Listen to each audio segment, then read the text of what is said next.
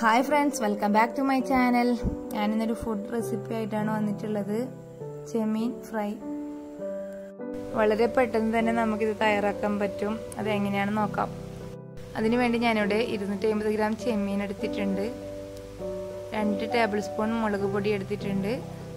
1 table spoon മല്ലിപ്പൊടി, ആവശ്യത്തിന് ഉപ്പ്, 1/2 ടീസ്പൂൺ മഞ്ഞൾപ്പൊടി, 2 പച്ചമുളക് ചെറുതായി അരിഞ്ഞത്, കുറച്ച് മല്ലിച്ചപ്പ്, 2 തണ്ട് കറിവേപ്പില, 2 ഉള്ളി.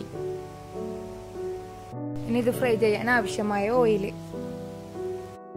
ഇനി ഇതിലേക്ക് 2 ടേബിൾ സ്പൂൺ വിനാഗിരി ഒഴിച്ചു കൊടുക്കാം. അതിനുശേഷം ഇതിലേക്ക് ഉപ്പ്, മഞ്ഞൾപ്പൊടി, മല്ലിപ്പൊടി, മുളക് പൊടി എല്ലാം ഇട്ട് നന്നായി ഒന്ന് മിക്സ് ചെയ്തെടുക്കാം.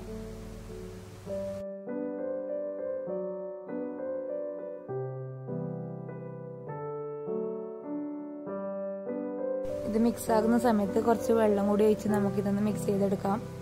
ഒരുപാട് വെള്ളം ഒഴിക്കേണ്ട ആവശ്യമില്ല. ഇത് മിക്സ് ആവാൻ ആവശ്യമായ വെള്ളം ഒഴിച്ചു കൊടുക്കാം. മിക്സ് ആക്കിയതിന് ശേഷം നമുക്കിതൊരു അരമണിക്കൂർ റെസ്റ്റ് ചെയ്യാൻ വെക്കാം. ഇനി അടുപ്പത്ത് ഒരു ഫ്രൈ പാൻ വെച്ചു കൊടുക്കാം.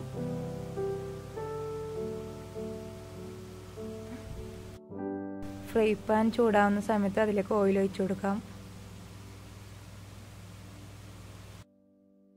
എണ്ണ ചൂടാവുമ്പോൾ നമുക്ക് നേരത്തെ അരിഞ്ഞു വെച്ച സവാള ഇട്ട് കൊടുക്കാം.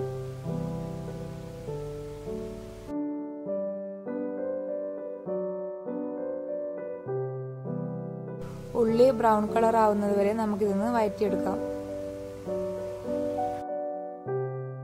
ഉള്ളി വഴന്ന് വന്നിട്ടുണ്ട്. ഇനി നമുക്കിതിലേക്ക് 1 തണ്ട് കറിവേപ്പില ഇട്ട് കൊടുക്കാം. എന്നിട്ട് മിക്സ് ചെയ്ത് കൊടുക്കാം.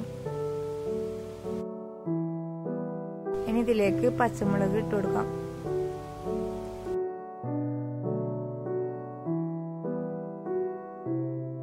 ഇനി നമ്മൾ നേരത്തെ റെസ്റ്റ് ചെയ്യാൻ വെച്ച് ചെമ്മീൻ ചേർത്ത് കൊടുക്കാം.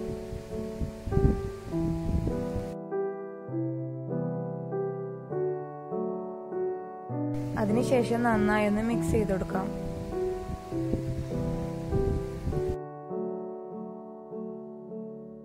ഇനി ഒരു 10 മിനിറ്റ് നമുക്കിതൊന്ന് അടച്ചു വെച്ച് വേവിക്കാം.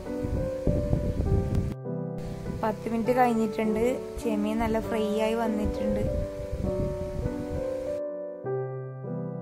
ഇനി ഇതിലേക്ക് 1 തണ്ട് കറിവേപ്പിലയും കൂടി ചേർത്ത് മിക്സ് ചെയ്തതിന് ശേഷം അതിലേക്ക് കുറച്ച് മല്ലിച്ചപ്പും കൂടി ചേർത്ത് കൊടുക്കാം.